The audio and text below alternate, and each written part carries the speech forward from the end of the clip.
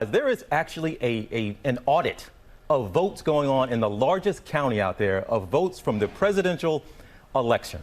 It seems that some folks still aren't clear on the idea that President Biden won that election.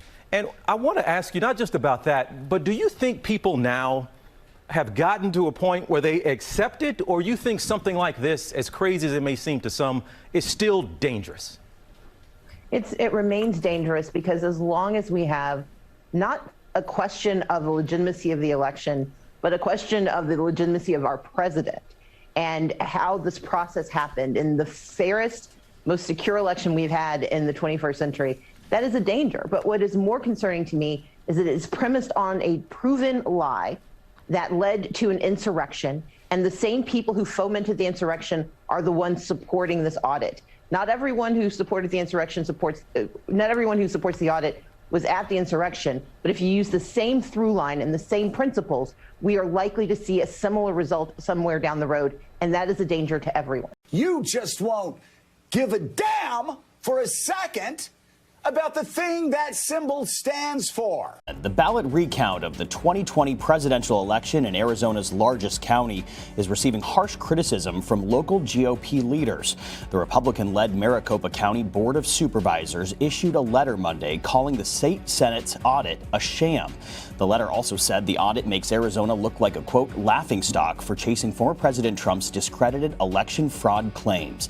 But as more local GOP leaders reject those claims, many voters do not. Some people argue the former president's campaign successfully diminished voters' trust in the electoral process.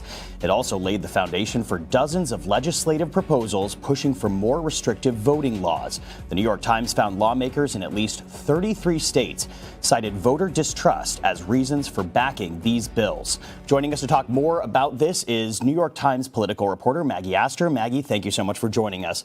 The push to change election laws because of voter confidence is nothing new, but how is what's happening now different from past attempts?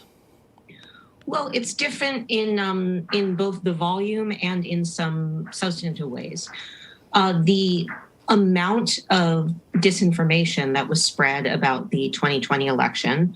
If you don't have respect in American democracy anymore, if you don't respect Madisonian checks and balances, if your guy doesn't win, if that's the new rules of engagement for this great republic, then just leave our country. With President Trump's false claims of fraud and many of his supporters amplifying those claims, it was a much more broad and frankly effective disinformation campaign than we have seen after previous elections. You're going to freak out over somebody not paying enough respect for a symbol. But you're just going to, I'll just say, throw dirt all over everything that symbol represents, and you do it every day. So voters' trust, particularly Republican voters' trust in the integrity of the system, went down much more dramatically than we've seen in past election cycles. And that has led to really way more restrictive laws being introduced at the state level than we have ever seen before. And those laws are, to an unusual extent, being fueled not by the disinformation itself, not by the claims of fraud themselves, but by citations of the voter distrust that results from that, from those claims. So speaking of that, when asked if voter confidence is a strong enough reason to create and support laws that restrict voting, what has the response been from the political world, both from politicians and academia? Well, from the politicians pushing the voting laws at the state level, the argument that they are making is that essentially a democratic system doesn't work unless voters trust it. And so their argument is that voter distrust is a substantive reason to modify voter laws. And certainly voter trust and voter confidence have been rationales for bipartisan efforts in the past. But the efforts that are happening now are not grappling with the fact that the lack of trust is fueled by a concerted disinformation campaign.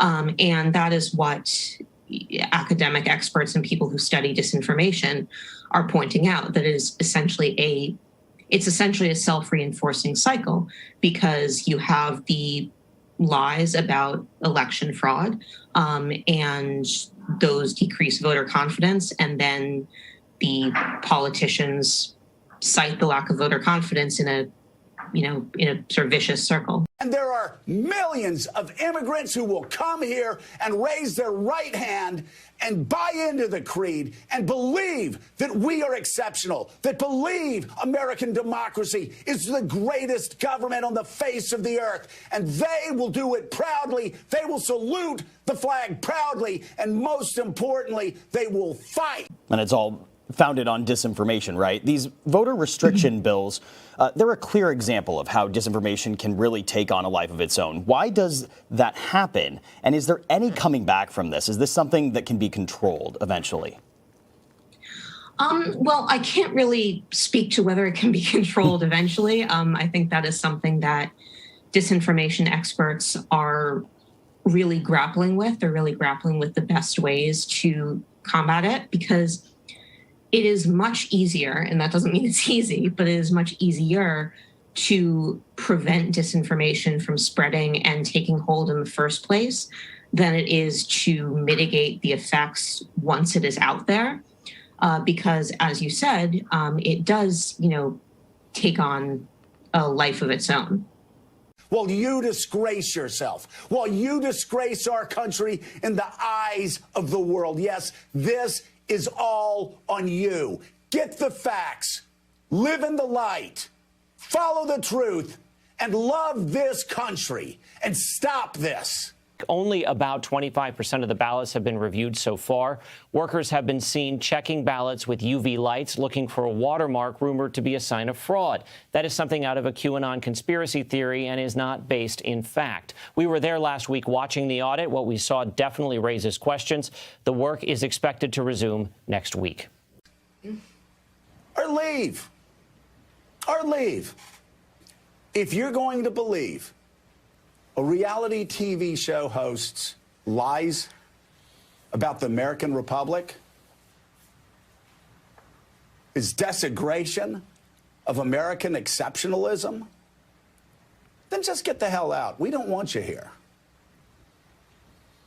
We have been watching closely to the Justice Department to see if they were going to step in at all. We still don't know what's going to happen there.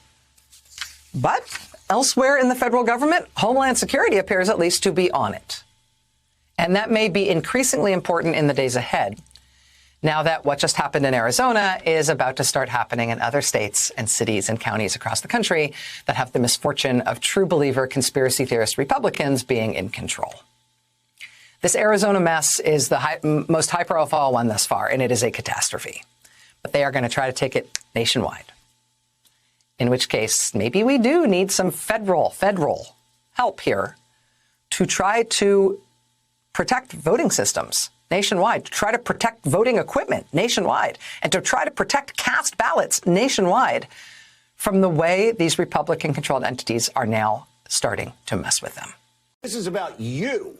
This is about you playing in to what every one of our enemies wants you to play into.